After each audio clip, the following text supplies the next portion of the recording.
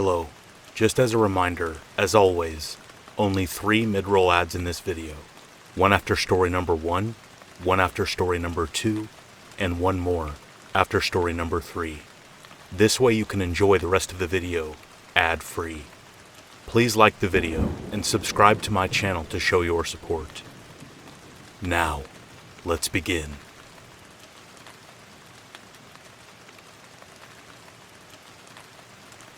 This is the most bizarre thing that has ever happened to me. When I was 11 years old, this kid from my school went missing. His name was Casper. Yes, like the friendly ghost. I remember he was a nice kid and seemed pretty normal as far as having friends and whatnot. I had a few conversations with him at school at recess, but I wouldn't say we were necessarily friends. So I heard he was missing one day at school. The news was buzzing around the playground and all the classrooms. So many different rumors. His parents killed him. He was kidnapped. He ran away. You name it. It was pretty alarming, and all the teachers were scrambling around, making sure all the gates were locked appropriately around the school. Okay, so here it is. That night, on the same day everyone found out he was missing, I was laying in bed trying to fall asleep. I heard a noise at my window. I look over quickly and Casper is standing outside my window with blood smeared across his forehead. To say I was scared would be the biggest understatement you could imagine. Frozen, eyes wide. For some reason, I felt as though he wanted to do me harm, not that he was a victim in some way that needed help. He just looked at me and mouthed the words, "Open the window." I didn't, of course, and instead just lay there in shock. Eventually, he just abruptly ran away. My window faced the backyard, meaning he must have jumped our fence, as my dad kept the backyard gate locked. I got up after a few minutes trying to process this and looked outside. He was nowhere to be found. I bolted to my parents' room and told them what I saw. They believed me easily because of how I was. I was literally shaking. They called the cops and they came out pretty quickly. It was a huge deal, and I don't think I slept that night. I found out later that Casper lived just a few blocks away from me, and I never knew it. I have no idea how he knew where I lived or why he came to my house that night. This was 22 years ago, and as far as I know, he was never seen again. I recently looked his parents up on Facebook.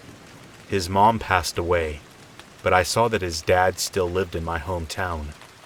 He has old pictures of Casper on his Facebook page, and it gives me chills to look at them. I do feel guilty for not opening my window that night, but honestly, more than that, I still feel in my heart of hearts that that would have been a big mistake.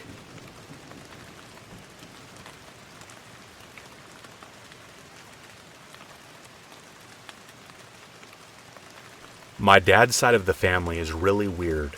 My grandmother had 8 kids in 10 years with my grandfather, and then my grandfather went off and had an additional 4 kids with random women. My grandfather was an abusive alcoholic, and pretty much all the children had some kind of mental health problem growing up, leading to more mental problems throughout their adulthood, my dad included. When my grandmother died, I was about 18 years old. One of my aunts, who was very successful, rented out a huge mansion in Florida for the whole family to stay in. That meant all 8 children of my grandmother, their spouses and kids, and one of the stepchildren came along with their family as well.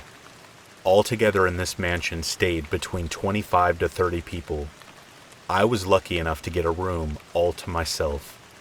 How the floor plan worked on our floor was there were 5 rooms all in a row, and if you walked out the sliding glass door in your room, it would lead you out to a balcony that was connected to all of our rooms. I had the room on the very end to myself. The next room was my 2 single uncles. Room after that was my aunt and her kids.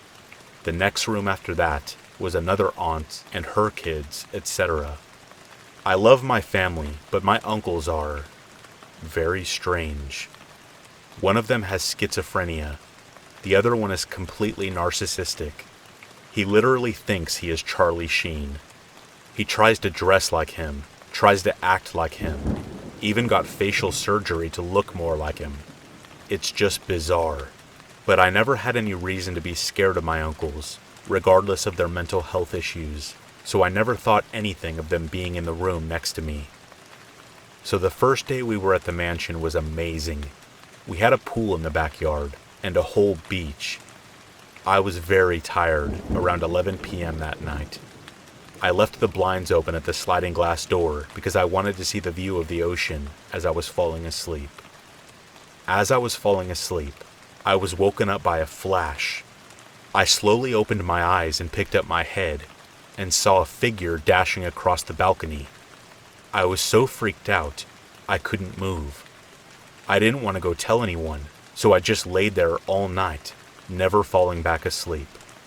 The next day, my family went about their normal routine, but I couldn't stop thinking about the dark figure on the balcony the night before. I was hoping that it wasn't someone trying to break into the mansion. That night, we are all sitting around for dinner, and I noticed that my narcissist uncle is on the phone the whole time. He's also waving his phone around right in front of my face, trying to get signal. So I'm talking to my aunt and my uncle. We are talking about our dogs, and we start showing pictures of our dogs to each other on our phones. My uncle gives my aunt his phone, and must have showed her the wrong picture, because she goes, no, that's Emily. She looks up at me really confused. My uncle starts acting extremely uncomfortable and snatches the phone out of her hand. He just gets up and leaves. She told me later that night that there were pictures on his phone of me sleeping. It all made sense because of the flash and then the figure running on the balcony.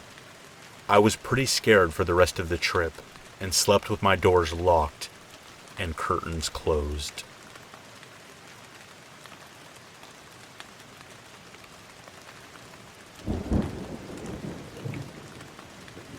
In 2007, my single mom began dating a man who lived in a campground, and she, my older brother, and I soon moved in with him. While most campgrounds are seasonal and not intended for residential use, this particular campground had a large area up front dedicated to campers, and a row of trailers in the background that people lived in full-time. Most of the trailers were occupied by elderly folks who wanted a cheap place to live that was close to nature, and there was only one other family there with kids my age. It was lonely during the off-seasons when no families came to camp, but during the summer, numerous families would stay there, giving me the opportunity to make new friends, and in some cases, reunite with the families that would visit on a yearly basis. Summers in the campground were lots of fun for a kid my age. There was a large pool in the center of the campground, a pavilion that would host parties practically every night, and plenty of new people coming in and out as the summer progressed. However, this influx of strangers made my mom wary, and she always stressed to me that not all grown-ups were nice, especially given how many were intoxicated during their vacation. Thankfully, I never really encountered anyone truly malicious in the 7 years I lived there. A few oddballs, and more drunks than I could count, of course, but most people were either nice or simply kept to themselves. However, one summer, a rumor had begun to spread amongst the kids in the campground. I was told that there was an elderly couple visiting that summer that had been caught a number of times staring into people's windows, following them at night, and even supposedly intentionally walking in on people as they used the public showers.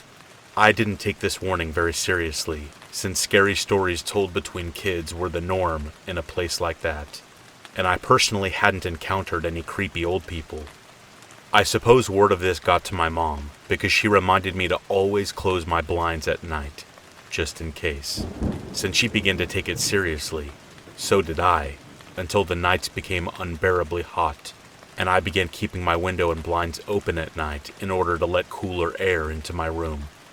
I had gone days without any strange encounters, so I figured the rumors were simply rumors, and continued to leave my windows open at night. One night, I was in bed playing my DS and watching old Disney Channel sitcoms at around 1 in the morning or so when I started to hear rustling outside. This wasn't particularly unusual, since we had outside cats who liked to play in the leaves, and it wasn't uncommon for deer, raccoons, coyotes, and other wild animals to pass through our yard, entering and exiting the woods behind the line of trailers. When you live in the country, the nights can be just as lively as the days due to wildlife. However, the rustling seemed to be much louder than I was accustomed to. Whatever was making the noise wasn't nearly as light of foot as a typical animal. My bed was directly in front of my window, so I would have to turn my body completely around to look outside, and I was simply too tired to do so, even if it meant catching a glimpse of an elusive coyote. After a while, the noises stopped, so they completely faded from my mind as I continued to play my game. About 15 minutes later or so, I heard an incredibly strange noise. However, it sounded like a fingernail scratching against the mesh screen of my window. I immediately started to feel anxious. The cats couldn't reach my window, and no wild animal would care to come that close to a bright window. Instinctively, I turned around to see what made the noise. Right outside my window was an elderly man, wide eyes and a big, toothless grin, face practically pressed against my window. His expression wasn't at all what I would have expected. He looked so genuinely happy to see me, as if he had been waiting all that time for me to turn around and notice him. Instead of screaming for my mom or my brother, I froze up, just staring at this face in my window for what felt like minutes, but was probably more like seconds, before I grabbed the blinds rod and rapidly twisted it, closing my blinds and throwing my blankets over my head.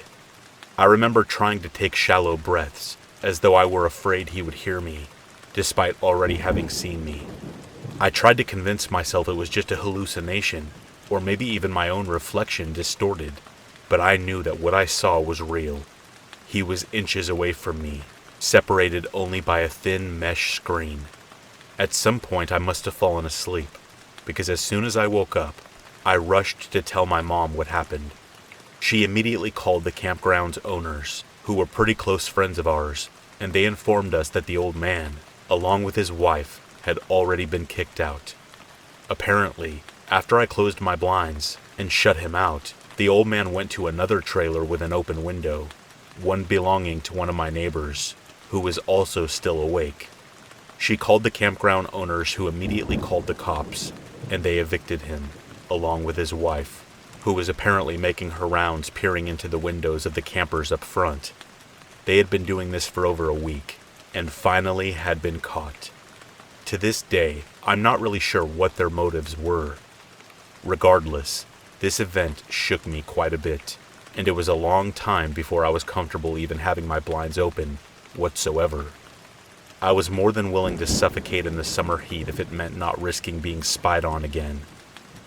I lived in that campground for 7 years, and my childhood was certainly interesting due to it, but the voyeuristic couple who came to visit in the summer of 2008 definitely changed my perspective.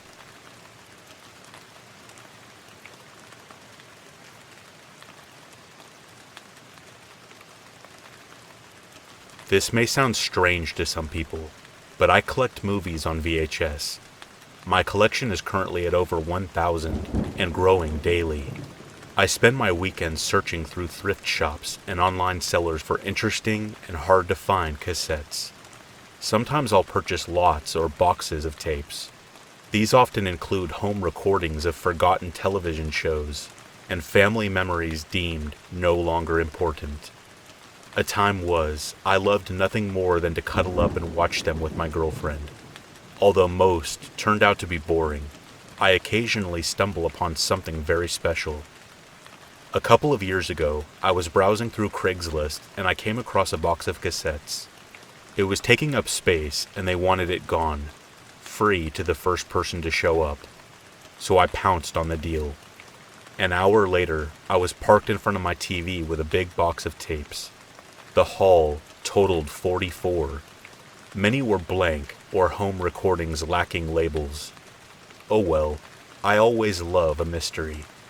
I had a few hours before work and watched a tape or two on fast forward. The first had an episode of the original Battlestar Galactica, and the other was blank. Once I was done, I pushed the box into the closet and left for work. It would stay there for another 9 months, untouched and forgotten.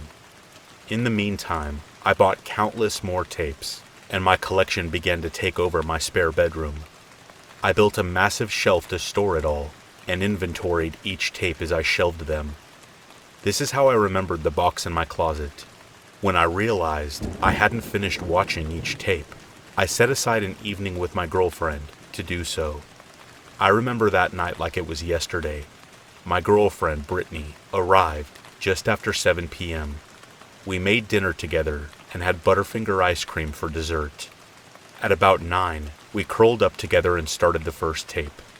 The next few hours, we saw a recording of NBC primetime from 1987, 3 movies from HBO, and a wedding from 1991. Brittany especially loved that one. The fourth tape was also a wedding. I watched as much as I could before opting on a pee break and having a smoke. When I stepped away, she was fully engrossed in the ceremony. After I hit the head, I slipped out on the porch for a cigarette. That only took 5 minutes max. Before I returned to the bedroom, I grabbed a refill of water. I was in the process of doing this when I heard Brittany scream my name. I ran into the room as fast as I could. She had her hands over her mouth and her eyes were the size of saucers. Her gaze seemed to be fixed on the TV screen. What? I said. I leaned over the TV but saw nothing but a blue screen. I asked her again. She remained speechless, but pressed rewind on the VCR. A few seconds later, she pressed play and patted on the spot next to her. I assumed this meant sit down, so I did. The tape began as the happy couple prepared to cut the cake. I got annoyed and asked, "What is going on with you?" "Wait a second, it's coming." The words were so sudden, I jumped. So I kept watching, waiting for some mystery thing to occur. The couple were feeding one another cake, and the recording cut out. Static blared at us for a moment, before a new recording began. Now, a man was staring at us. He looked to be staring at a video camera. When he moved away from the camera, you could see a nude woman laying on a bed. The guy hopped on the bed, and they began doing things. "All right, baby," I said in a joking way. Brittany snapped and told me to shut up. By this point, I was completely dumbfounded. I almost felt embarrassed watching it. The couple continued coupling, and the woman whispered, "Choke me." He did. And I'm thinking, okay, this is kind of kinky, to myself. Not my thing, but to each their own. The man continues to choke the woman. She began gasping for air, but he didn't stop. Even when she grabbed his arms, he kept going. He completed the act and let go of her throat. The couple laid quietly together for a few moments and said nothing. Suddenly, the man turns towards the woman. He stares for a few seconds, then abruptly starts shaking her. The dude is yelling her name and occasionally slapping her cheeks, but she's not moving. This is when I started to catch on. The man then stands up, now holding his partner by the shoulders and shaking her. Still no movement. This is when he started to catch on. He eventually stops and just stares into her empty eyes. I'm beginning to freak out now. No way. Brittany is silent. The man sat down on the edge of the bed, his head buried in his hands. A low sobbing could be heard. This goes on for a few moments before he remembers the camera. In one long motion, he reaches out and slams his hand down on it. The blaring of the static returned, and I sat, struck dumb. The hissing continued until Brittany finally pressed stop. Dude. It was the only word I could get out. I had never seen anything like that in my life. Brittany turned towards me, and asked what we should do. I honestly had no idea. I still couldn't believe it was real. Maybe it wasn't. Let me have a smoke and I'll consider our options. I retreated outside to think. When I returned, I proposed the idea that it may have been fake. I don't want to go to the cops until I'm sure it's real. No way do I want to become the butt of some troll's joke. Okay. If she had any misgivings, she kept them to herself. She may have still been in shock. I know I was. Our evening was clearly over. I suggested she stay the night, but she declined. No big deal. I'd have a hard time getting any sleep until I knew the truth. My first goal was to contact the tape's previous owner. I knew for sure the man in the tape wasn't the guy I had gotten the box from. There was a good chance he may know his identity, though. My emails went unanswered. I tried to contact him by phone, but his number no longer worked. I finally went by his place and discovered he had moved. Without a way to contact him, my options had run out. Off to the police it would be. The cops said that they would watch the video and contact me if they had any additional questions. It was out of my hands now. In the weeks during my search, I had seen very little of Brittany. She always had some excuse. I figured it was only a matter of time before she ended things completely. Another week would pass before she'd call. I can't do this anymore. I haven't slept for weeks. All I see is that woman. There was no sense in arguing. I wished her a good life and hung up the phone. It would have been heartless to expect her to let it go. I definitely had my share of bad dreams over the past month. If her feelings change in the future, I am not hard to find. Hundreds of cassettes have passed through my hands since then. With room now becoming scarce, I have taken to selling blank tapes and extra copies of films. With Brittany no longer in the picture, I admit curling up in bed and watching tapes has lost a bit of its luster. Most of my viewing takes place in the living room now. To this day, every time I put an unlabeled tape in the player, I get a little tinge of fear. I have had a lot of time to think it over. When you collect something that captures a moment in time, a sliver of someone's life, you never know what terrible secret you may uncover.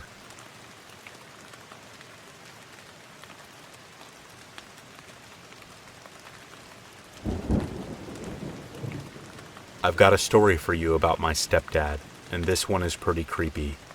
So when I was little, my stepdad used to work the night shift at a gas station on the outskirts of Reno, Nevada, in a nice part of town off the highway before you head up to the Sierra Nevadas and Lake Tahoe. It's also the route you could have taken to reach Donner Pass, which is the party, along with the Reeds, who were settlers that got snowed in on their travels to California and wound up eating their dead companions to try and stay alive. The area back then was fairly new, and the Shell gas station was really nice. There were quite a few other stores in that area, along with a bagel shop and a grocery store, and everything was made out of this really dark wood paneling. My stepdad never had any problems working the night shift, though he did tell me some interesting characters would come in, and he often had regulars that he became friends with. My stepdad was the only one in the shop when he worked the night shift, and he was always told about the ghost that liked to pester the other workers, like turn off lights, open or close the bathroom door, knock snacks off the shelf, the works. My stepdad, being the massive skeptic as he is, didn't believe any of these stories, and because nothing ever happened to him, he just brushed them off. Until one night. My stepdad is working on the night shifts, and it's a pretty quiet night. He hasn't had many customers coming through other than for gas, and since it's a pay at the pump station, hardly anyone comes into the store. So my stepdad is playing on his phone and frequently glances up at the doors or at the security monitor to see if anyone is coming. But the station is deserted. He turns his attention back to his game when he hears the electronic sliding doors open, and the sound of the bell above the door goes off. My stepdad puts his phone down and looks up to greet the customer, but he doesn't see anyone. He calls out, but no one answers. He glances at the security camera, but doesn't see anyone else in the shop except him, and there are no cars at the station or in the parking lot. He gets a little weirded out, since the doors have sensors and the only time they open is if they sense someone approaching them. But he just chalks it up to a prank or some sort of malfunction and gets back to his game. "Hello." He hears the voice as clear as day right in front of him, and his head immediately snaps up to speak to the customer he clearly did not see before. There's no one there. He's even more weirded out, but convinces himself he was either imagining things or that the sound somehow came from his phone or the radio. Then he hears the screams. He said the sound of the woman screaming came out of nowhere, and they were so loud and so chilling, he jumped and dropped his phone. My stepdad is a pretty big guy, about 6'2", and a little hefty, and he doesn't normally get scared over much. But he said the screaming terrified him so much he couldn't really think straight. He ran out from behind the counter and checked the aisles, but no one was there. He checked the bathrooms and maintenance closet, and no one was in there. But the screams were still going, and they were still deafeningly loud. So he thinks maybe there's a woman outside who might be hurt or being attacked. He runs outside to where he thinks the screaming woman is. Nobody there. The lot is empty. There are no people, no cars, nothing. He checks around the back of the store and does a loop, but he can't find the source of the screaming, and just as suddenly as the screaming had started, it stopped. He goes back inside and checks the security tapes to see if he's missing anything, but other than him running inside and outside of the store like an idiot, he doesn't see anything else, and he's unsure of what to think. The next day, he's leaving work and his coworker takes over. He tells them about what happened, brushing it off as just some weird prank by some little punk. But the coworker's response was very different, and even though my stepdad doesn't believe in any sort of paranormal activity, the words still stick with him all these years later. "Oh, so you heard her too."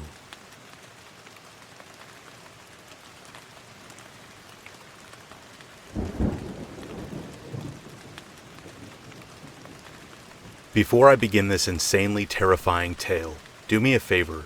Think of the one person that you have a genuine connection with. Not a romantic connection, just a friendly connection. Think of the one person that you trust and that helps you with anything and everything. It doesn't matter how you met or how long you've known each other. Do you have that person? Good. Hopefully this story does not affect your friendship with that person. In the end of 2018, I was a sophomore in college, and I was majoring in physics. I was taking one of my final calculus courses, and on the first day of class, I sat down next to this guy who would become one of my closest, most trusted friends. For the sake of this story, let's call him Tony. I'm a female, and when we first met, I'm not going to lie, there was a bit of an attraction, but it was nothing more than the completely natural thought of, that person is good looking. Nothing ever happened, and it was as if we were only meant to be friends. We would study together for exams, and when I needed help with a physics chapter, he would go out of his way to meet up with me and help me out. We told each other everything about ourselves, not in an attempt to flirt or anything, but just talking as if we were long-lost friends. At the time of our meeting, I was managing a very well-known retail store, and during the Christmas season of 2018, I was looking for seasonal workers. I gave Tony a job, and we maintained a manager-employee relationship at work, and then we were regular friends outside of work. He was one of the best salespeople that I had on staff, and he caught on rather quickly, and got along with everyone. He was hilarious. After the Christmas season was over in January of 2019, he left the store, and we went on with our normal friendship. Sadly, we somehow just stopped talking towards the end of 2019. We didn't get into an argument or anything, and we still liked each other's posts on Facebook and Instagram. Then, this year, 2020, the news broke. My new best friend was planning something terrible for our school. He was arrested on federal charges for threats against the school. He had planned, and he was ready. He said that he had planned for plenty of time, and he would get enough people to make him a legend. He had a list of people that he wanted to take care of at the school. Who was on that list? Me.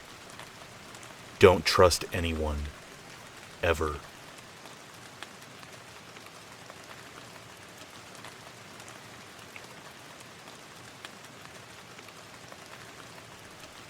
I am a 30-year-old male from Boston, Massachusetts, and this happened to me when I was 16 years old.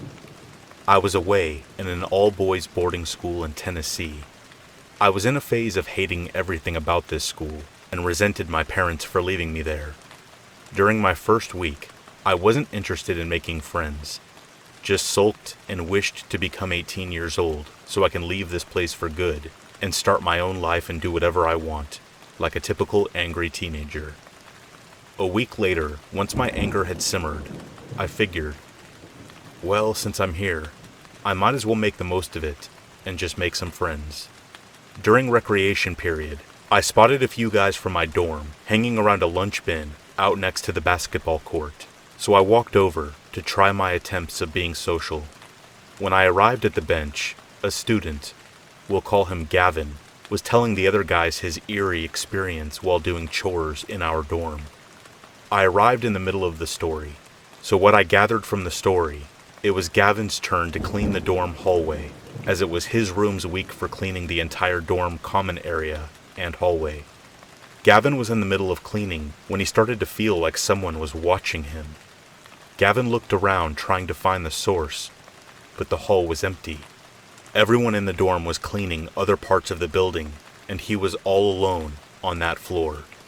Gavin tried to convince himself that he was just tired, and coming from a big family in a single-family home, he was never truly alone during his upbringing, so he just chalked this up to him experiencing true solitude for the first time.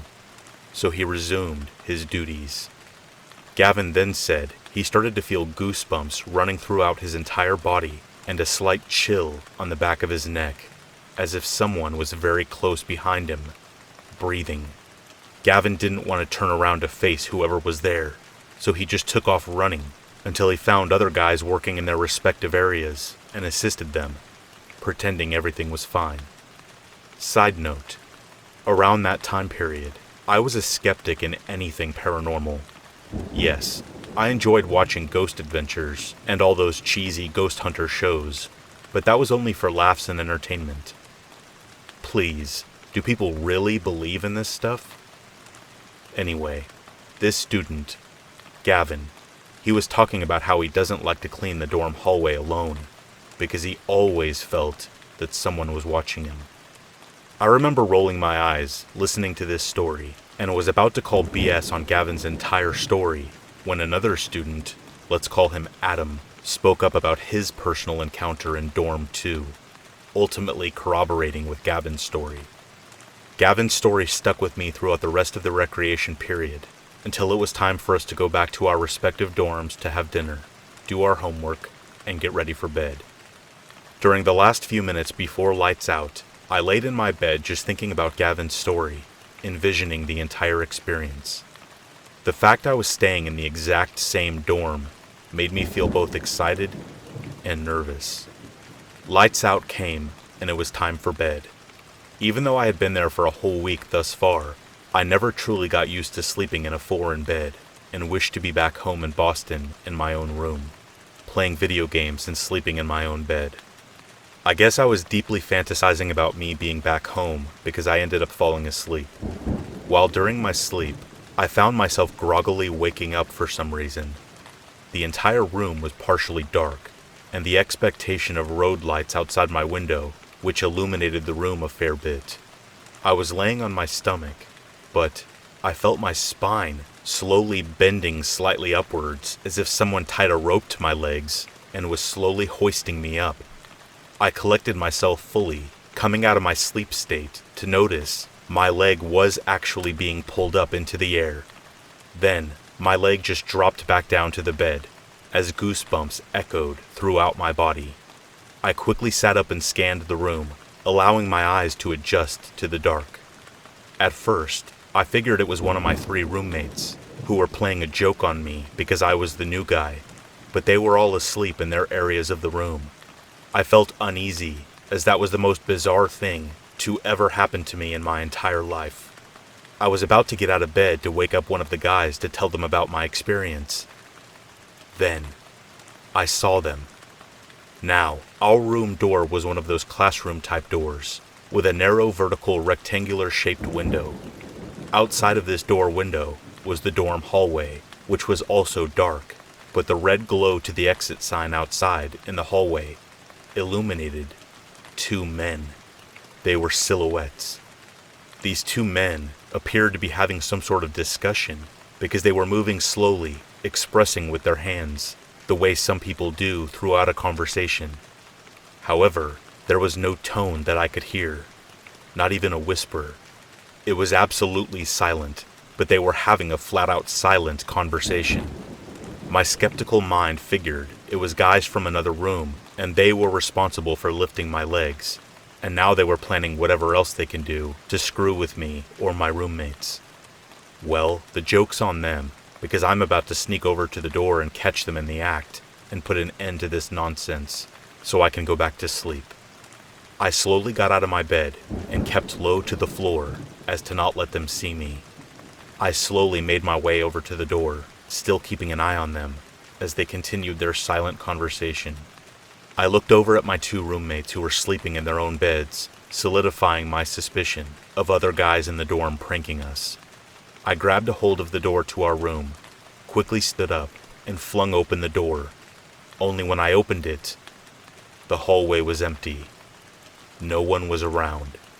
It was impossible for these 2 guys to have run down the hall back to their rooms, because I would have seen and heard them running. Besides, they couldn't possibly make it back to their rooms in time of me opening the door. This didn't make any sense. Just then, I felt a chill on the back of my neck, as if someone was standing right behind me. I froze. Someone was standing there, behind me, breathing on my neck. Dread took over my body, which made me angry because I hate feeling helpless. I quickly turned around to face whoever was standing behind me, only again to find nothing, except 3 sleeping roommates. I closed the door of the room and walked back to my bed and laid back down, keeping an eye on the door. The 2 men were gone. No silhouettes, nothing. I honestly can't say what I experienced that night, because even as I tell this story, I'm still trying to rationalize what I saw. Was I half asleep the entire time? Did my constant thinking about Gavin's story really take my brain for a ride, to the point I started hallucinating? The brain is very powerful, and it can make you feel, see, hear, and smell anything if you really focus on it long and hard enough.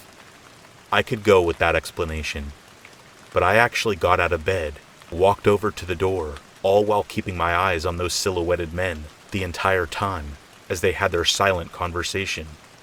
I was, in fact, fully awake. I just don't know.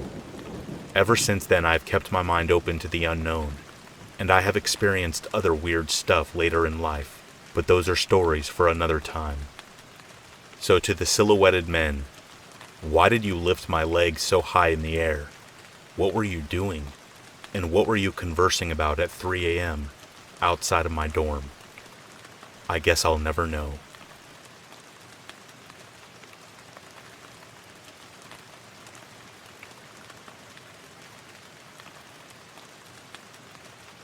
A few years back, my husband brought home one of those video doorbells from a local gadget store. We had had some problems with thieves in our neighborhood here in Lake Worth, Florida, and we figured this would help us catch the culprits. The whole thing with the video doorbell was that as soon as anyone steps onto the porch, the built-in camera started to record. So basically, anyone who came close enough to our front door would be caught on camera, and if our Amazon packages continued to get stolen, we would have a clear image of whoever had taken them. Long story short, it worked. We caught the thieves on the doorbell cam, took the footage to the cops, and within a week, we had gotten news that they had been arrested. It was a huge win for us. Those guys had stolen almost $300 worth of stuff from us over the course of about 3 months or so, and it had caused a bunch of problems with Amazon before we figured out the stuff was just being stolen. Point being, the doorbell cam was a huge success, and despite the hefty price tag, it was well worth the investment. But then last year, on Thursday morning of January 24th, I woke up to a notification on my phone. We were so pleased with our doorbell cam that we ended up getting a better model in late 2018, one which came with a very interesting feature. The camera came with an app you could download for free from the Google App Store, one which would show live images from the camera direct to your phone. It also had a feature which, if you weren't available to open up the app to check out the live feed, it would make a little recording which you could then stream whenever you had the time to do so. Neat little feature, right? Well, I didn't think it was so neat that morning. The app was telling me that a video had been recording at around 6 a.m., one that was a good few minutes long.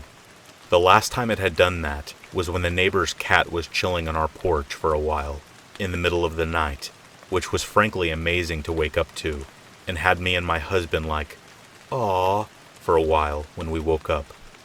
Only this video was not so cute. I opened it up and pressed play, and the first thing I see is this shadowy figure silhouetted on the porch.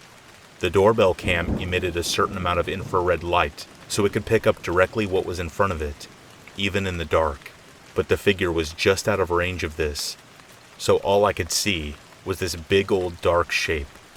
But then, the shape got nearer to the camera, closer and closer, until a face was slowly illuminated by the infrared light. Those of you who know what a person's face looks like when it's lit up, like you know how disturbing it can be, how inhuman that kind of light makes a person look. It makes light-colored eyes seem almost pale white, like they're undead or something. It just generally gives the person an ethereal, ghostly look. It looked like a ghost, but it was most definitely just a man. Not that it made the idea of him hanging around our porch any less creepy. This guy had a rough, scraggly beard and was wearing what appeared to be a really dirty t-shirt. In his left hand, he had like a stack of mini newspapers or something, or maybe it was a phone book. I'm not completely sure. Whatever they were, at one point, he brought them up to his face and appeared to sniff them before moving in much closer to the camera, like darting close and away, over and over again. I had no idea what he was doing at first, up until the point that he leaned in close to the camera and gave it a big lick. Like, yes, he actually licked it, and it was absolutely disgusting. You could see right inside this guy's mouth how much slobber was on his tongue, and knowing that stuff ended up on my doorbell. Ugh. Gross. He knew he was being recorded too. Like, as crazy as this guy was, he knew enough to realize that it was a doorbell cam, and must have had some idea of how they functioned too, because after he's done licking the camera, and assumedly the doorbell, he starts showing off the phone book or the newspapers, pointing to different words and stuff, like he wanted us to read them. Then after a few more licks or kisses of the doorbell, he begins to walk away, with a string of drool just hanging from his chin. I mean, he was obviously on something, or drunk, but what exactly, I have no idea. I'll never truly know. But what I did know was that it was intensely creepy to know that he had been so close to me while I was asleep. Like, our house at the time was kinda small, and the bedroom was pretty close to the main hallway, and therefore the front door. If he had really wanted to, he could have just bust open our bedroom window and had been in our bedroom in a few seconds. I was just thankful that he wasn't in a violent mood that night, or things could have been very, very different. But perhaps even weirder, and probably pretty sad too, is that when I showed my husband the video, he actually knew the guy. According to my husband, He used to live in the neighborhood and had lost his home somehow and ended up on the street. Apparently, he still came around the old homestead from time to time, looking at what he used to own, probably remembering a time when he was much happier and much safer. My husband knew him by name, too. Said the guy asked him for a few cigarettes a few times, but he doesn't smoke, so all he could do was offer him a few dollars and some well wishes. The whole thing just pendulums between creepy and sad for me. Like, yeah, it's creepy that he was hanging around our house at night. But the other thing that really creeps me out is how he used to just be a regular guy. My husband said he was a family man, knew that he at least used to have a wife and kids, a model life at one time that just somehow went to crap. Maybe it was drugs, maybe it was a divorce that just fried his mental health at some point. Either way, at one time, he was just like you and me, and I suppose that same thing could happen to any of us, given the right kinds of circumstances. And I think the very real prospects of a slip in mental health, a slide into addiction to ease the pain of heartbreak, that scares me more than any ghost or ghoul. I mean, we have no idea what's around the corner, so I try my best to count my blessings these days and not to take anything for granted, because you really don't ever know when you're going to lose things, and never truly know when it's your last time hugging a loved one or seeing a friend. You never know when that happiness is just going to slip away from you, never to return.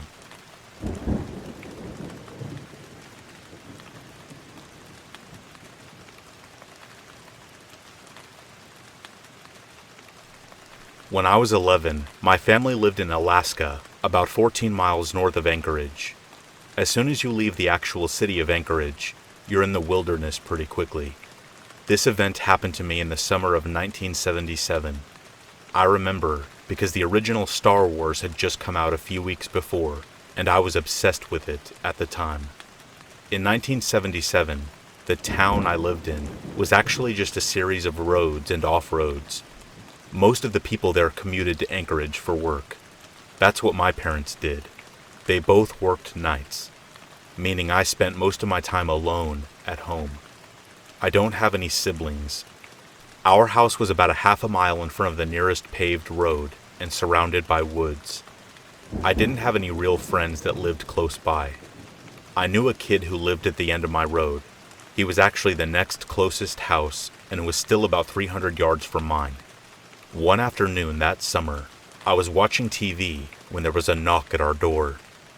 I looked outside and saw that it was the kid from the end of the street, with someone else. I opened the door, and he told me this kid was his cousin, whose family had flown up from wherever they were to visit. I can't remember the kid's name. I do remember immediately being nervous around this guy.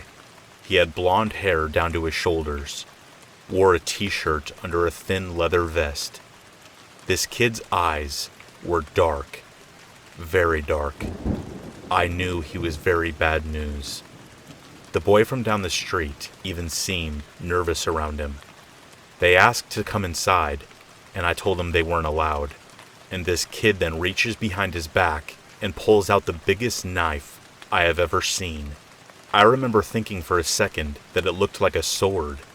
If you've ever seen the movie Crocodile Dundee, where he tells some robbers, "That's not a knife, this is a knife," and pulls out a huge knife. Well, that's the knife this kid had. I told him I was going back inside. I went back in and watched some more TV. About an hour later, there was another knock on the door. I go to the window to where I can see the door. I peek out, and sure enough, it's that kid again. Although now, he's alone. The second time he knocked was louder. He called my name. The kid down the street must have told him my name. I stayed quiet. He left the door and started walking around our house. My mother had a sunroom where she grew plants. It had large windows all along the wall. I saw him go to those windows, press his face against the glass and cup his eyes, trying to see deep into the house. I stayed out of sight. Luckily, there were no lights on, and I had turned the TV off when I heard the knock. When he couldn't see anything, he continued around the house. He took out that huge knife and began tapping the blade on the wall as he circled around. Then he started saying, "I know you're in there." I almost crapped myself. Of course, he knew I was in the house. I was 11, home alone. He knew I didn't leave. Hop in a car and take off? I continued keeping low and quiet, hoping he might think I went to a friend's house somewhere else. How long could this psycho kid just circle the house? He was maybe 14. He would get bored quickly, right? No. This kept up for about an hour. I had gone all in on the "I'm not home" tactic, so I stayed quiet and made my way to the kitchen where our telephone was. This was 1977, remember? No cell phones, and our phone was attached to a wall in the kitchen. Luckily, it had a super long handset cord. I got it, stayed low to the floor, and called my mother at work. She took me seriously, but there was no way she could get home. My dad was in the Air Force, and they sure wouldn't let him skip out early to handle his son's crisis. I would have to ride it out. The sun had gone down, and by that, I mean it was barely peeking above the horizon. In the summer, the sun never went completely down in our area. The kid kept pacing around for another 30 minutes or so, and then suddenly was gone. Not being an idiot in a horror movie, I just stayed down and quiet. Eventually my parents got home. I was still awake. They brushed it off as to say, "See, nothing to worry about." I never hung out with the kid down the street again, and I pretty much stayed inside the remainder of the summer. There was something wrong with that kid. Maybe it was in my head, or maybe he would have done something absolutely brutal to me. Thankfully, I'll never know.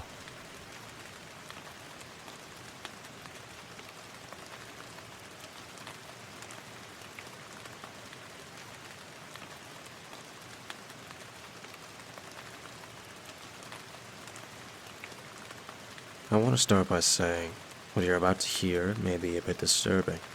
Now, I'm nobody special, just your average run-of-the-mill guy. I go to work, I come home, have a joint, and go to bed. Not much else to say, really. However, it was an experience I had while hiking in the wilderness of the Oregon high desert that had a profound effect on my day-to-day life. I live in a small town in the midst of the high desert. I'll not mention its name for privacy reasons, and it probably wouldn't concern anyone even if I did. Besides, this experience didn't take place in my hometown, but rather a few miles west of it. It was a hot, dry Friday, typical of this area. I was incredibly bored, as my boss had told me to take the day off, as service was unusually slow. At first, I was thrilled at the chance to sit around in my apartment and chill for 3 days. However, after binge-watching the first season of a favorite TV show and playing some stupid simulator game on my computer, I began to feel the effects of that weekend burnout you get when you've exhausted your typical options. It was around 6 when I looked out of my window. The afternoon sun blazed down on the pavement outside, creating those familiar swirls of heat. I smiled at the sunshine, and without much thought, I began packing up my camping supplies. I travel light, being a frequent backpacker, so it didn't take long, and soon I was driving away from my house in my piece of junk Plymouth minivan. The sounds of rock and roll filled my ears as I sailed down the straight, boring highway. Juniper trees sailed past, mixed with the greenish-brown color of the landscape. I've never been much of a fan of this area, but it's home. Hell, I've lived here my whole life, for God's sake. It was about 7 when I saw what I was looking for. An old dirt road, cutting away from the highway. Turning onto it, I began the slow crawl into the woods. It was about 4:30 at this time, and I was excited. The midday sun still high in the sky, and I hoped I was lucky enough to get some hiking in before the day was done. This never worked out. The rough and dusty road I traveled on was longer than I expected, and by the time I found a suitable place to camp, It was already showing signs of the sun setting. I sighed in some annoyance and turned off the car. Stepping outside, I was overwhelmed by how quiet it was. The wind rustled the trees, and there were a few birds calling, but not much else. I closed my eyes for a moment, letting the wind blow across my face. Nature. It's always made me feel so alive. Pulling myself away from the momentary distraction, I pulled my tent from the car. It took me about 10 minutes to set it up in a nearby patch of dirt, despite its small size. The winds didn't help either, as the tent kept flapping about in my face. Finally, though, I had it completed, along with a small campfire. I sat by the fire, reading a favorite book until the sun was in that gray twilight stage. I reasoned that at this point there wasn't much else to do but go to sleep, so I did. The night was cool, and I could hear the howling of coyotes echoing in the distance, but I ignored them and soon fell asleep. I woke early the next day, before the sun was even up, and as soon as I had finished my breakfast and put on my backpack, I hiked out into the wilderness. I made it a point to follow the winding path of 2 rocky cliffs, and soon found the path heading downhill into a valley. Now, the one thing you must understand about the high desert is that it's full of hills, and the landscape had a rounded shape because of it. Even though they're usually covered in trees and shrubs, from a distance they look like giant flat domes, spotted with the same greenish-brown look the whole area has. It was this that I was looking at as I neared the lip of the valley, which was somewhat bowl-shaped. Looking down, however, I spotted something. There was a house, sitting directly at the bottom of the valley. It looked old, and no smoke rose from the stone chimney that crested it. Curiously, I started towards it, tightening the chest strap on my backpack. I've always been somewhat of an adventurous person, and the idea of abandoned places fascinated me. As I drew closer to the house, I wondered the entire way why someone would want to live in such an inconvenient place. There was no cell service out here, and from what I could tell, no power lines or generators were around the property. The signs of abandonment became even more apparent as I stepped out onto the property. The windows were covered with dust, their rustic wooden shutters hanging loose by rusty nails. A single willow tree sat in the front yard, an ancient wooden swing moving back and forth like a pendulum, hanging depressingly by one rotten rope. I saw an old truck, once red but now caked in dirt and rust, sitting on airless tires in the driveway. The truck's windows were shattered, and there was a large pile of stuff, covered by a rotting tarp in the bed. As I approached the front of the house, I took out my flashlight and shined it through the wooden screen door. I say a screen door, but the screen was long gone at this point, and the wooden frame looked one strong gust of wind away from falling over. This actually happened when I tried to open the door, startling me and causing me to jump back. I'm an adventurous person, but I've always been easily startled, a trait which pisses me off to no end. I mentally kicked myself for jumping at shadows and walked through the now unblocked opening. The old floorboards creaked beneath my leather hiking boots, and I shielded my nose and mouth from the unsettled dust my movements had kicked up. Shining my light through the gloom, I looked past the entrance into a dirty living room. Rotting couches lined the walls, their yellow stuffing busting out like piss-caked clouds. A stone fireplace sat on the far wall, blackened from most likely what was countless uses. There was even an old rusted pot sitting inside, atop what looked like a pile of ashen logs. The room smelled musty. I didn't dare guess what kind of nasty parasites lived within the rotting depths of those couches. I turned from the living room left, coming into what I took to be a kitchen.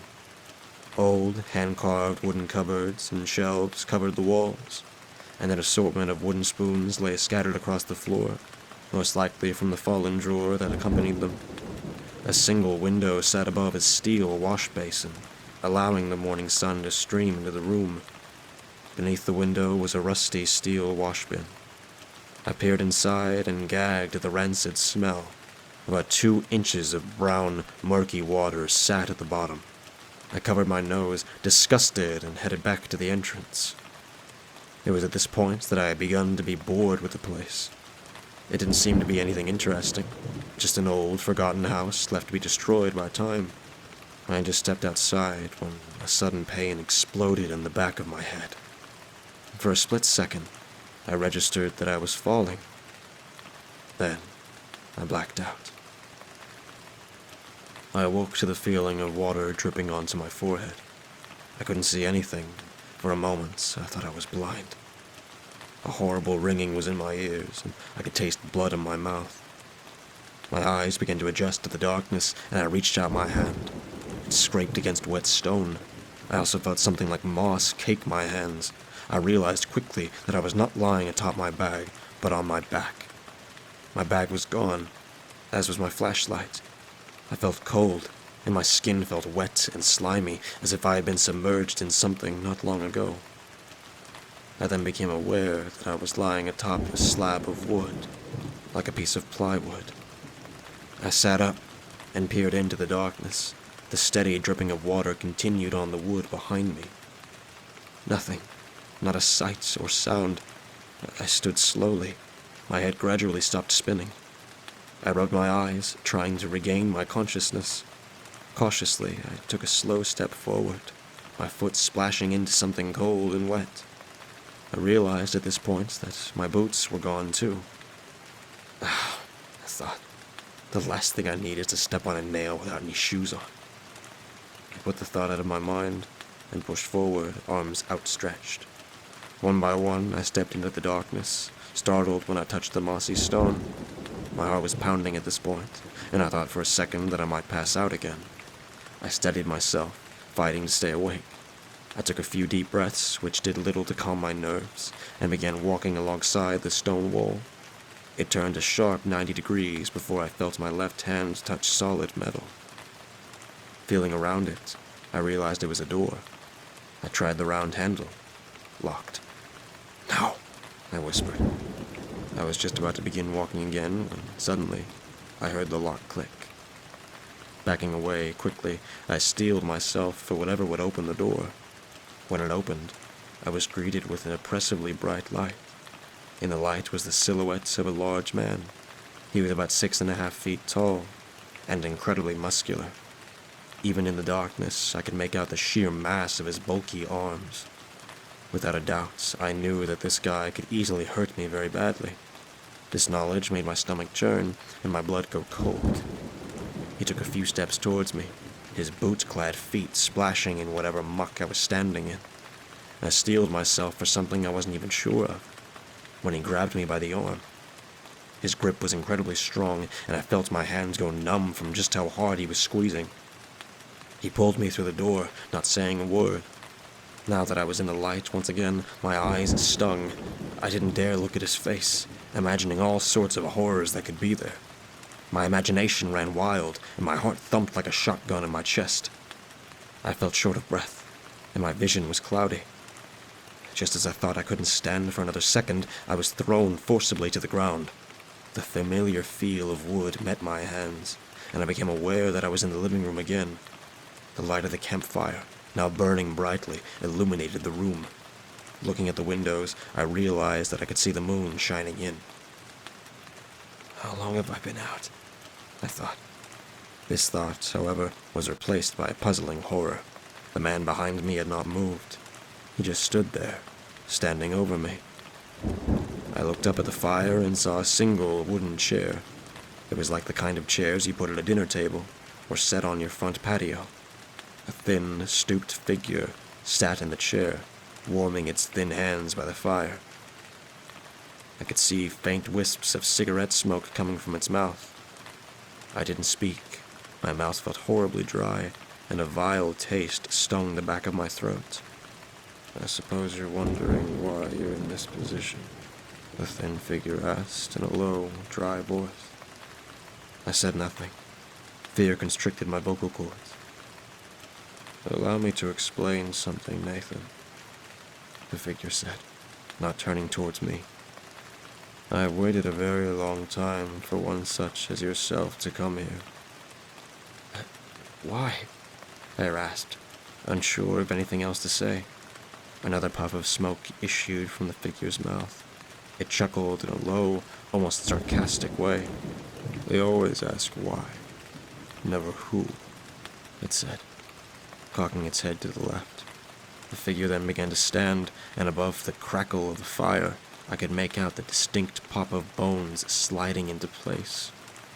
It turned, and as my eyes met its own, I felt my heart sink. They were entirely black, surrounded by pale, bloodless skin. The face was gaunt, like a corpse, with sunken cheeks and an angular jaw. It looked horribly malnourished, like the person had not eaten in several months. It took one step towards me, and I realized that it was breathing heavily. It loomed over me a second later, its thin shape silhouetted by the fire's glow. Reaching out with a pale hand, it caressed my face. I winced in shock. The skin was cold, grave-like, and the nails were long and thick. I looked up into its darkened face and was horrified to see the light of the moon glistening off its bone-white teeth. I couldn't move. My body wouldn't respond to my commands. It was like I was tied up, held tightly by unknown hands. The figure opened its mouth, and I could smell the rancid scent of death on it. It was the smell, actually, that caused my reflexes to kick in. Immediately, I shot up, my head connecting with the figure's jaw. I ran, then ducking underneath the large man's swinging arm and tearing out the doorway. It was dark, but by the direction of the front door, I remembered which way I came. I began to run, my legs carrying me like lightning, when suddenly I heard a horrible bang resounding behind me. Bits of buckshot skittered past, one burning my exposed leg as it whizzed by. I looked back to see the large man holding a double-barreled shotgun, the lanky figure hobbling behind him. I ducked behind a pile of rocks, just as another blast from the shotgun surged by. The shotgun was empty, and even as I peered up over the rocks, I could see the large man holding it once more. I took the opportunity and ran as fast as I could, staying as low as I possibly could. Another blast skittered by, sending bits of rock flying like shrapnel in all directions. I shielded my face and began climbing up the hill out of the valley. Looking back, I saw the large man running towards me at full speed, his huge feet thumping hard against the dusty ground. I was choking for breath, but he looked to be hardly breaking a sweat. He still clutched the shotgun, and I was only just able to throw myself to the ground before another blast broke the night's silence. I was showered once more with bits of rock and dirt. With shaky breaths, I hauled myself to my feet, looking back again. The man was climbing the hill. In fact, he had almost climbed halfway at this point. My stomach lurched as adrenaline once again surged through my veins. I tripped and stumbled along the rocky path. All the while, I kept looking back to see that the man was still gaining on me and still holding the gun. I saw the colorful outline of my tent and my heart soaring as I rounded a corner. I sprinted towards it, giving every last ounce of strength I could muster. I had just gotten to my tent and fished the car keys out of my sleeping bag when I felt pain surge through my leg. Warm blood dripped on my skin. I looked down to see that there was a small hole in my right calf. The shotgun. I tore myself out of the tent amidst the pain just as the large man grabbed me by the leg. His iron grip on my fresh wound burned like fire, and I screamed in pain. He grabbed hold of my chest and began to lift me off the ground. I then remembered my keys still in my hand. Looking up into the man's face, I was horrified to see a beaten and scarred visage staring back at me. The eyes were dark and bloodshot. With all I could, I punched the man in the right eye with my car key, the metal shaft sinking squarely into his eye. He screamed, a low, hollow sound, and dropped me. I stumbled, crumpling due to my injured leg, and crawled for the shotgun. It lay on the ground, open, one shell still in the chamber. I grabbed the gun, my hands feeling the cold metal and wood, and cocked it back into place. At the same moment, I felt the man's hands grab my legs again. I tried twisting around to aim the gun at him, but he held me in place, so I risked it. I turned the gun upside on its stock and rested the barrel atop my head. I had just felt the man grab my waist when I pulled the trigger. The air exploded around me and my ears rang. The grip stopped, and I felt the huge shape go flying back. Dirt was kicked into my eyes by the butt of the gun scraping with the force. I took a breath and choked on the dust, pushing myself to my feet. The shotgun fell to the ground with a clatter. I limped to the car, unlocking it and pulling myself inside. Shoving the key into the ignition, I turned it quickly. The car sputtered to life, and I was just about to put it into reverse when I heard a loud slapping sound on the glass of my passenger side window. I looked in terror to see the large man, his left shoulder entirely missing, and blood spurting from his veins. He stared at me, pounding with his arm against the glass. He was holding a rock, and the glass shattered on the third hit. Instinctively, I put the car into reverse and floored it. Clouds of dust billowed up around us as the car surged backwards, knocking the large man to the ground.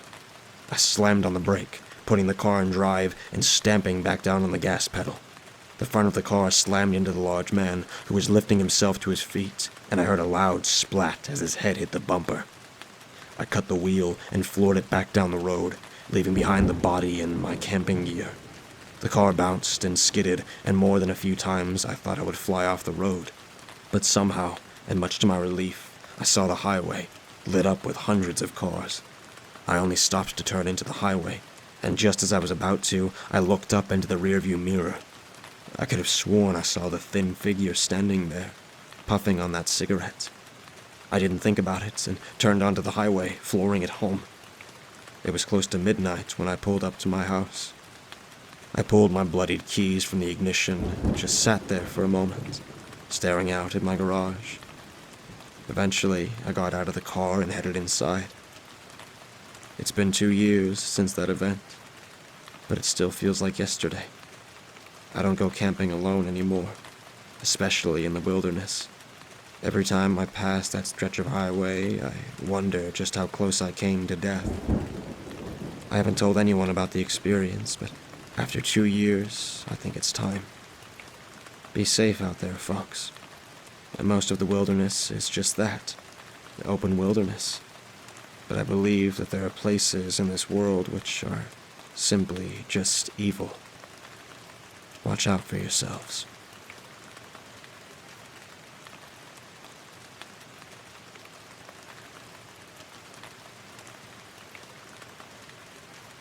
It was a land where the night stretched on forever, and the heat boiled in the soil long after the sun had been swallowed by the darkness. Me and my 2 good friends, Macklin and Anthony, were adventurers. Born and raised in the same suburban American neighborhood, we were brothers through mateship. After school, the 3 of us somewhat split paths. Mac and myself went to college. Anthony went on to join the military. However, through it, we never lost our ties together. And to ensure that we never did, a tradition was born. Egypt, Europe, Mexico, Japan, India, all the same odd corners of Asia. We'd been next to everywhere. It was a vacation that the 3 of us exclusively planned a trip for annually. Now in our early 30s, we'd seen a fair amount. The different religions, cultures, food, music, languages, the lists go on. In that time, as one could imagine, the trouble we'd gotten ourselves into. Getting lost in a rural, unknown area wasn't an unfamiliar occurrence for us, but we'd always managed to pull through just fine in the end. But I guess luck can run out. Camping. It was a favorite activity of ours. And where better than rural Australia, on the bottom side of the earth, where the stars we were born under were now foreign. Besides, could you really say you've traveled the world if you haven't been to the one and only land down under? It was a wonder we hadn't been before. Despite the foreign country that we admittedly didn't know much about, other than the land's affinity for deadly animals, we were eager to dive all in, head first. We'd touch down in Perth, before renting out a Jeep for a couple weeks and heading up over to Uluru, where we'd stay at the campground nearby for a night or 2, before moving on. We'd done a couple quick Google searches, which, now that I looked back on it, really wish I had done more thoroughly, and thought it a smart idea to simply cut through the Northern Territory and head straight into Queensland, off-road and all. Perhaps we had a little too much faith in our GPS. I'm not going to lie. Reliable GPS or not, everywhere we'd been in Australia, the service had been pretty terrible. It wasn't any better in the outback. As you could expect, we got lost. Very lost. Of course, we'd packed a couple extra gas cans, or debatably jerry cans, but alas, we burnt through those quicker than we'd be willing to admit. We camped out in the car for a day or so, hoping someone would come by, but it was obvious the only people around that could help us were ourselves. So eventually we packed up, only bringing the bare necessities and our phones, which were effectively useless with no bars of reception. I couldn't tell you how long we walked. I wouldn't say it was days, and despite Anthony having been in the military for however many years now, this was no Bear Grylls episode. In fact, if it weren't for Anthony, we'd probably still be back there. Bones eaten away by the red terrain of the hungry earth of the outback. Luckily for us, Anthony knew a thing or two on navigating using the Southern Cross. We were already on the lower side of Northern Territory. We figured at some point we'd have to hit the border of South Australia, or a road at some point. It was Anthony who kept us on track with our rations, and overall kept up morale. I have him to thank forever for effectively saving my life, at least for that long. If it were just me on my own, it scares me to admit I would have succumbed to the parch burning at the back of my throat, and the choking sensation of something standing right behind me. But alas, I was all alone, excluding Anthony and Mac, of course. I remember pushing through the drapes of darkness one night, worn boots scuffling across the coarse ground. I'd been in desolate areas before, where intelligent life existed for miles and other than my two buddies, but the silence that we staggered through was one that I failed to forget. It was deafening, smothering. It sat in a pit of your stomach and weighed on your shoulders. Nothing but silence, the shuffling of feet, and the haggard breaths escaping mouths that couldn't seem to suck the air back up fast enough. I, for whatever reason, had deemed it fit I took the lead, despite not being the one navigating. I guess it was just a domineering trait of mine, one that still causes conflict within me to arise whenever I ponder if, at the time, that had been a good or bad thing. Perhaps it was a good thing, as it meant I didn't have to look back, which, to anyone who wasn't there, must seem like a silly thing. But oh, I can describe to you how much I dreaded looking back at the time. Too breathless to speak, we all traveled in silence, and with not much else to do, it began a desperation to find something, anything to listen to, which, for me, was merely the breathing of my companionship. It was calming, I guess. The reassurance that I wasn't alone, something that I could pace my own breathing to. I can't convey the words I need to describe the nausea felt when I counted 4 lots of haggard breathing. I remember freezing, right in my tracks. There was the overwhelming urge to look back. However, a certain primal fear in me, rather, made me question why nobody had questioned my sudden halt and pace.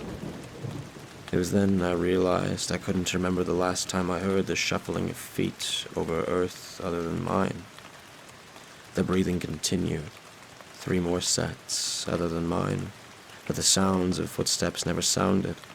I thought, briefly, perhaps I was imagining the 3rd set of lungs. Maybe Anthony and Mac had paused, but still hadn't caught their breaths enough to talk. I paused, for a moment longer, staring into the inky abyss ahead of me. Prayers urging the kisses of warm colors that would eventually splash across the sky to hurry in its ascent. Maybe the prayer hotline was busy, because there was no response from God. I think back, and I remember that feeling.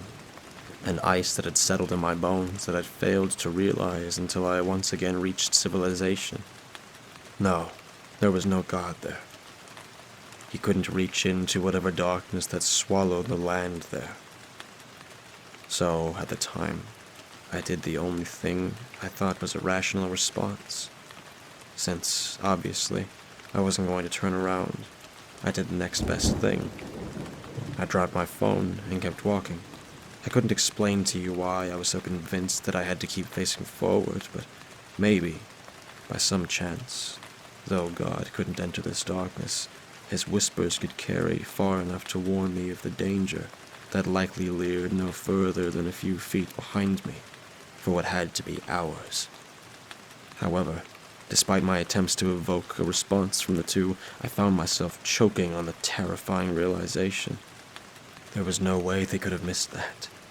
Even under the pools of ink held in heavens, the illumination of the moon was enough to bring the silhouettes of every potentially terrifying figure in the distance to life. At the time, I thought, surely they'd pick my phone up for me, and at the very least try and string out something intelligible from their raspy throats to let me know I had dropped it.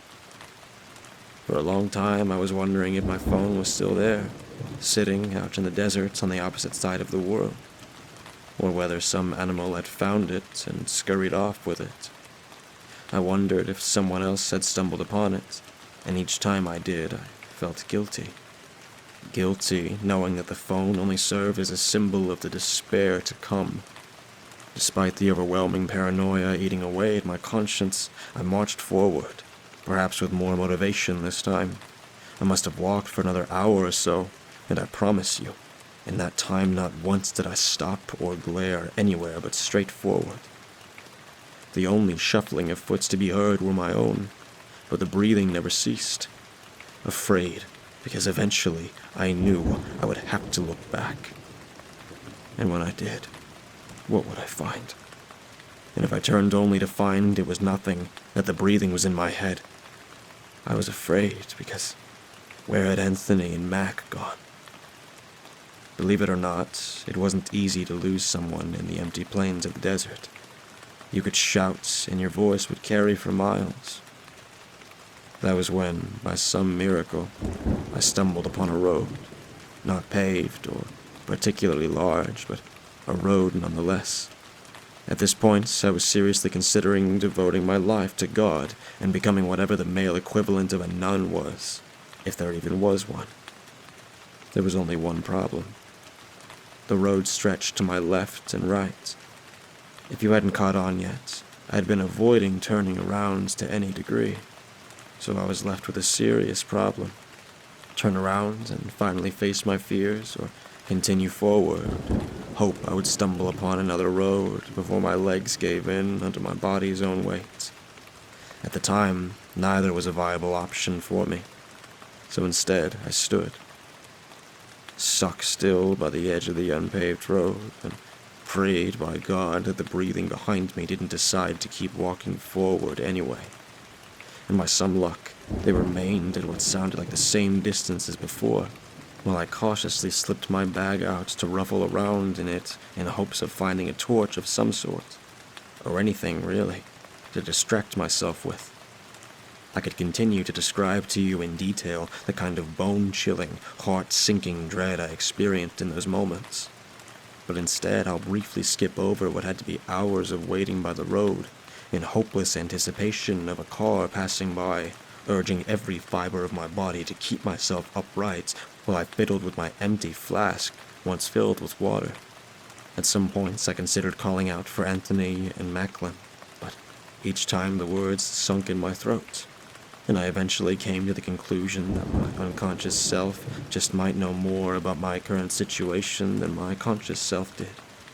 Now, I eternally thank Anthony for saving my life thus far, but it wouldn't be true at all if it weren't for someone else entirely. A young Australian woman, whose name I could still hear in my dreams, but can never seem to translate into comprehensive words, in her worn pickup truck, came bubbling down the road in the dead of night. The relief and terror I felt when its headlights came into my peripheral vision could only be described as the most immense and intense emotions I'd experienced in my life. Not even the grief for the two guys I'd call my brothers' disappearance quite matched up with it. Perhaps it was selfish, and the guilt eats at me every day for it. But now that I had escaped for the meantime, with each day that passed, the more I was sure that I would have lost a whole lot more than my life if I'd never gotten in that vehicle that night. Desperate, I flailed my arms in hopes that they would pull over. and sure enough, a white pickup truck came stuttering to a halt right in front of me. From the driver's seat, a young woman, maybe in her early 20s, quirked a cautious brow at me. Jesus, what the hell are you doing out here? I almost laughed. A weight was lifted. It was like all the dread and aching of tired joints and sore muscles had disappeared. Realistically, I knew my exhausted body was still waiting for the euphoria of relief to disappear, but the feeling of no longer being alone was easily the second most intense feeling I'd ever experienced. The woman rolled her dark eyes, muttering to herself. Well, get in. I didn't hesitate, pulling open the passenger's door and jumping right inside, the fear of turning long forgotten. I'm sure the pure forcefulness I'd used to shut the door and the eagerness to slap on my belt would have looked odd to any other person, but looking over to her, that woman with the dark hair pulled back into a simple ponytail and the amused gleam in her eyes, I was under the impression that the vehicle I'd gotten in wasn't necessarily any safer than back outside. Unfortunately, I knew it was the only option left for me, if I wanted a solid chance of getting out alive, that is. She was quick to take off soon afterwards, and I got the impression she was just as much aware of what could be lurking in the darkness. The truck was small but cozy. The outside was a little worn, but the inside was very well taken care of. A couple blankets were thrown across the back seat, and an empty baby booster was strapped in the middle of the back seat. I furrowed my eyes at it before glancing back over at the woman, who was easily going over 120 kilometers an hour at the time. You got a kid? I remember the pain that shot through my throat at the simple words. There's some water in the console. Help yourself. Not one to complain for small blessings, I drank the entire bottle, the cool liquid serving as relief for the fire sizzling in my limbs. Surprisingly, I wasn't as tired at the time as I thought I would be. Perhaps it was the fear knowing I still hadn't quite escaped. The dread of looking outside and looking whatever had stood behind me in the eye. Also, no, it's for my nephew. I nodded, a million questions in my head, but the uncertainty of where to start kept them tame in my mind. Eventually, I found the right words. Is this a busy road? No. I half expected her to elaborate, but apparently not. I'd found up until now most of the Australians I had encountered were great conversationalists, but I suppose that couldn't apply to everyone. Maybe the accent had something to do with it. I had an assertive tone to it. Honestly, I was almost surprised when she continued the conversation herself. So, how'd you find yourself out here? I was hesitant to say anything at first, but figured it couldn't hurt. I let her in on our original plan. I let her know how we'd gotten lost, and I'd gotten separated from my friends at some points, leaving out the whole breathing thing, obviously. At the time, I remember glaring at my shoes while I explained this to her. I remember what looked like a freshly vacuumed carpet and polished dashboard. I remember because I recall looking up in surprise at the outrageous casualness in her next words. Yep, She hummed. they're dead. I'd gotten mad at the time. Slipped a few unfriendly words in and boldly exclaimed a couple of "how dare yous." She was talking about my family, for God's sake. Surprisingly, though, she didn't reply nearly as upset as I thought she would. Instead, despite the lethal speeds she was traveling at, she calmly, coolly twisted my way to look me in the eyes. In that instant, I felt my anger dissipate quicker than I thought humanly possible. It felt unnatural, almost as if my anger had been stolen from me rather than put out. Glancing back to the road, she cleared her throat. Yeah, no. I get where you're coming from. But I'm just saying it how it is.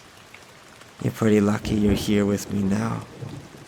Staring at her strangely, I felt at that time was the better time to ask a few more questions that I realized later on certainly sounded a little crazy. What could have killed them? I don't even understand how they could have disappeared like that. It doesn't make sense. Chuckling, she cut me off. But nothing makes sense around here, right? You just gotta roll with it. I furrowed my brows, that sinking feeling of danger growing. You don't seem to care very much that two people potentially just lost their lives. A toothy grin. A grin that glinted an intention I could never quite place, curled at her lips. And you seem awfully calm for someone who just found out two of his friends are dead. Frozen, the words slumped in my throat. She wasn't wrong. Sure, I was pretty terrified, but what kind of person could rationally hold a conversation like this after everything? At first, I thought I was in shock, but I knew it was wishful thinking. To this day, I still don't know. I'm not entirely sure whether that kind of coldness had always been inside of me, simply unearthed, or whether it was instilled in me from the ice-cold terror that sunk in my bones during that night that failed to melt away. Yet another guilt to suffocate in. You know, She started. you're the second person I've ever seen on this road before. Quite numbly, I peered over at her, half stuck in my thoughts, still trying to register the previous statement. You use that road often? Oh yeah, She hummed. a couple of times a month at least. And nobody else uses this road. She huffed in amusement. Nah, nobody with any kind of common sense would come down this way. Why not? God, that grin. It spread across her lips as if that was exactly what she was expecting me to say.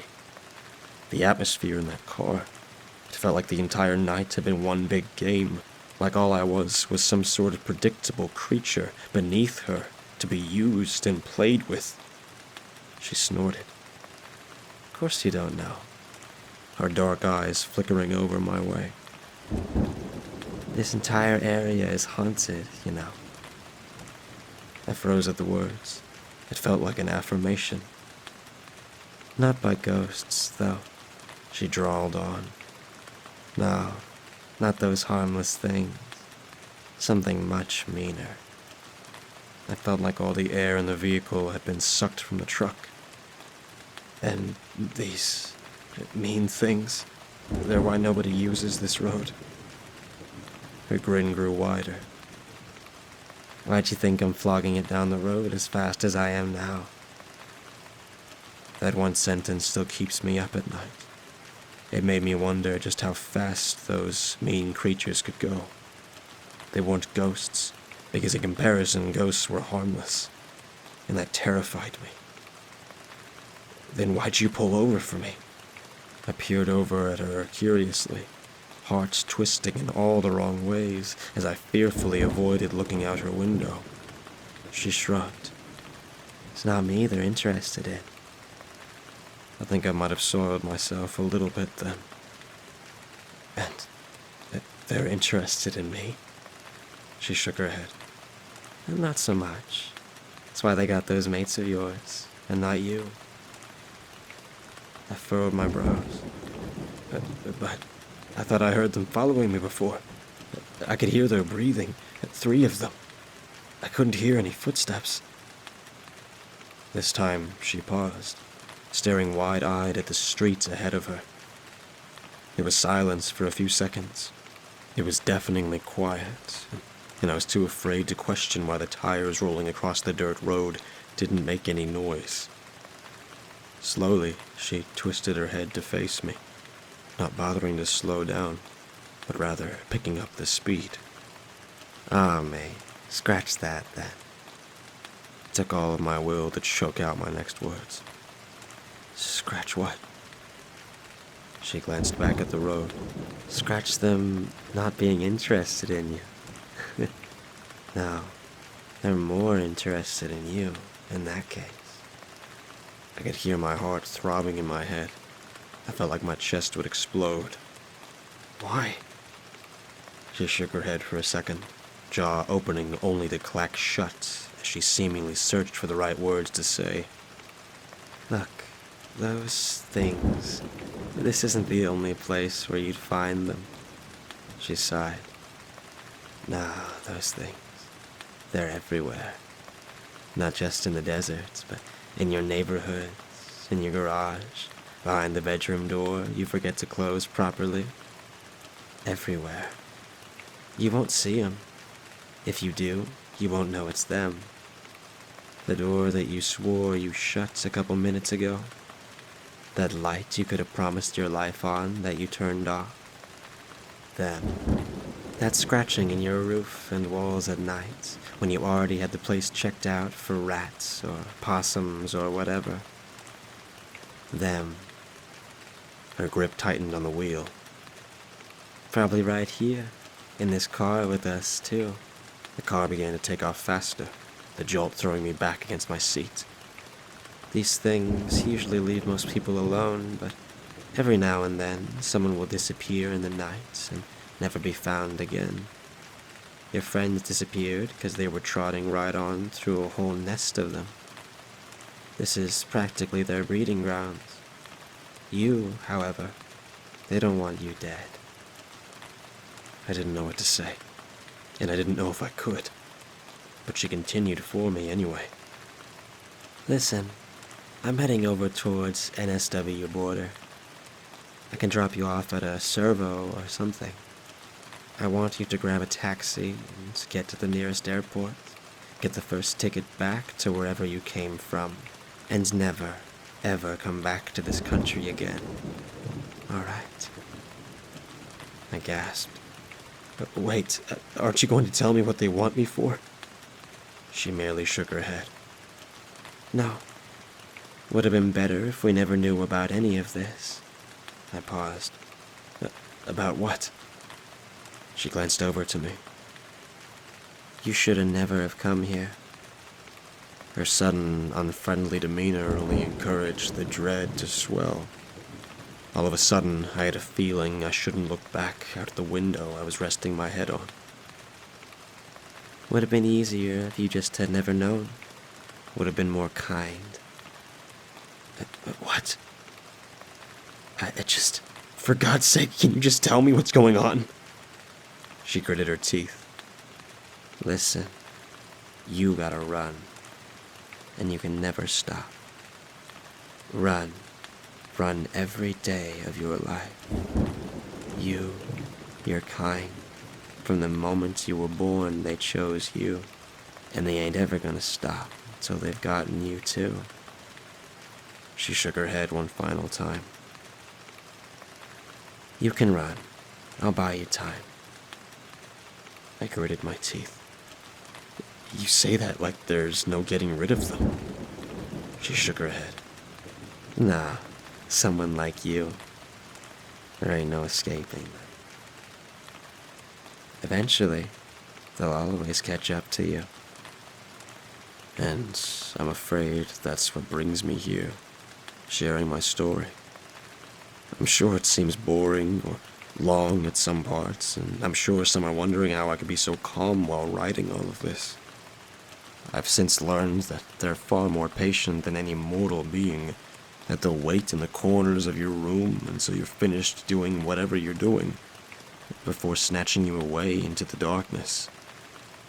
This, writing my story to post it here, is an act of running. That woman, when she told me to run, didn't necessarily mean it in a literal sense. These creatures, they'll only ever take you when you're idle, when you're not doing anything, vulnerable. I couldn't tell you why, but it's the only thing that can keep you safe from them. Unfortunately, I can't avoid sleep forever, and glancing over at my phone, sand still wedged in the case. I don't think I can keep running.